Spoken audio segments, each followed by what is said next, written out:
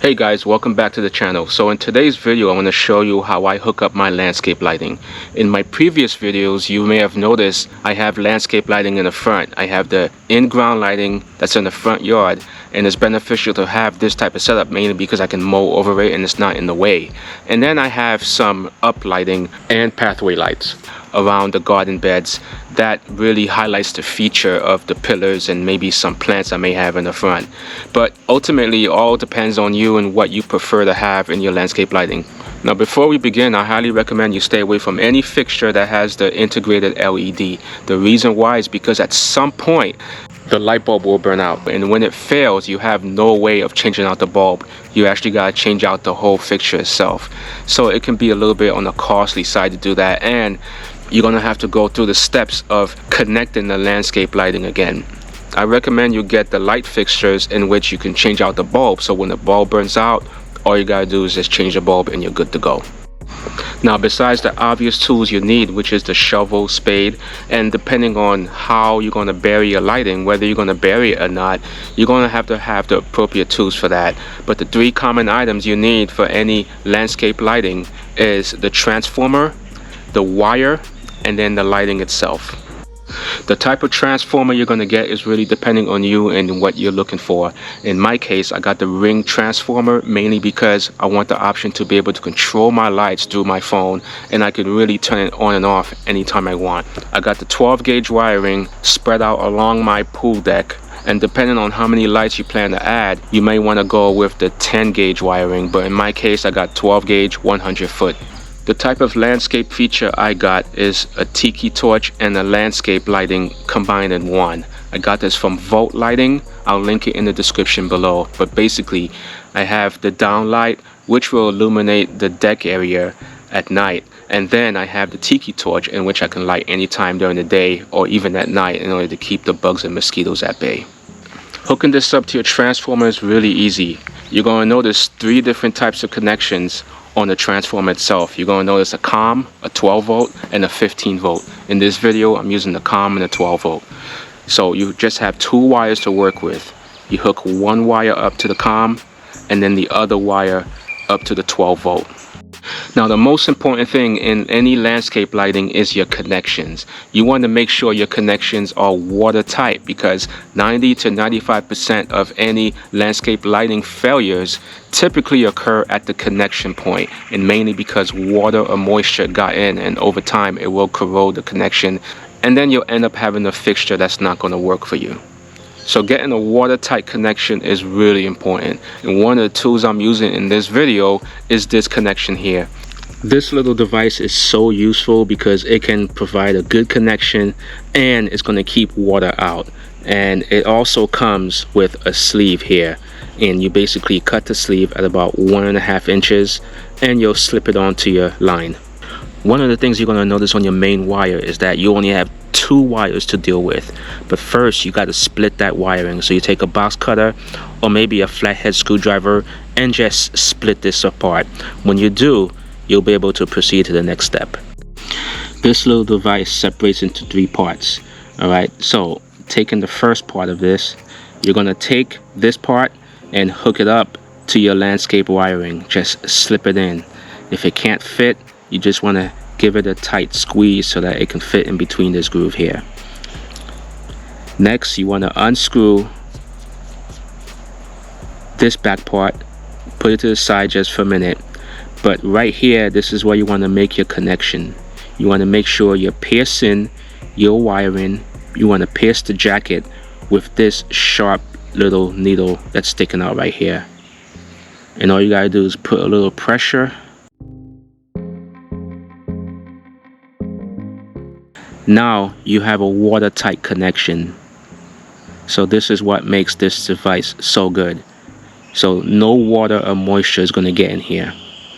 Finally, at the landscape lighting portion, you want to take the wire coming out from your fixture, and you want to take your jacket and slip the jacket right over this. Once your jacket is on, you want to take the other part that you put aside a few moments ago and just slip this right in. Alright, making sure to have a really clean connection here. You're gonna have to play around with the wire to get it straight, but it's really easy. It's kind of difficult right now because I'm on camera, and of course this doesn't want to work when I'm on camera. So once you have your landscape wire hooked up like this, you want to take the two and just mesh them together and just twist. You'll see that later on as I proceed.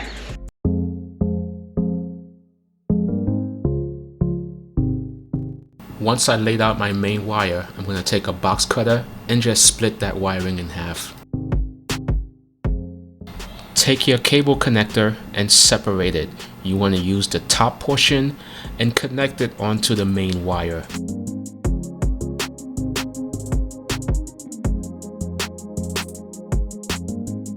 Do the same exact thing for the other wire.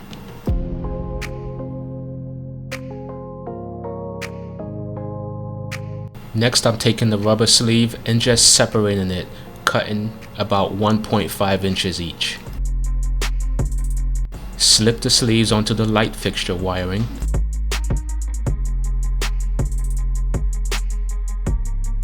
Next, I'm taking the bottom portion of the cable connector and just slipping it onto the landscape fixture wiring.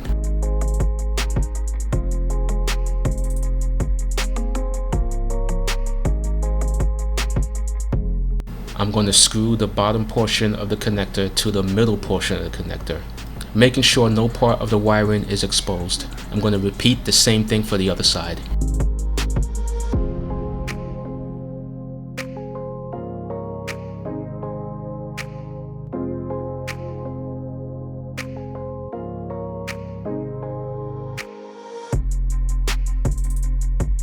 I'm taking the connection I just made and just turning it a few times counterclockwise. This way, when I hook it up, I'm turning clockwise. I'm not going to have over twisting of the wiring. And I'm going to repeat the same thing for the other side.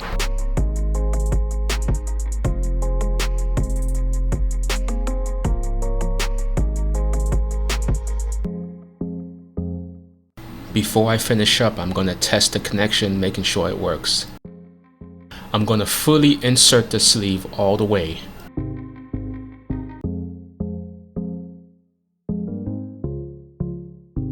Then I'm going to heat the rubber sleeve. This will allow it to shrink, forming the tight water seal.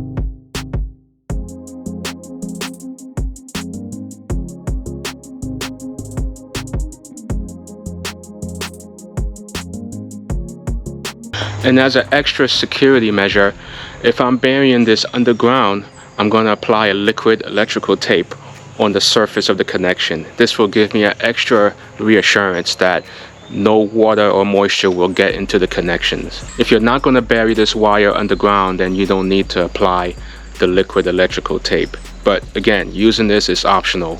I find this works for me and it gives me a long-lasting connection, and even now to this day I've had no issues with my landscape lighting. Once everything is tested and secure, all you gotta do is bury the wire. Usually you want to bury it deep enough where it's not going to be in anybody's way.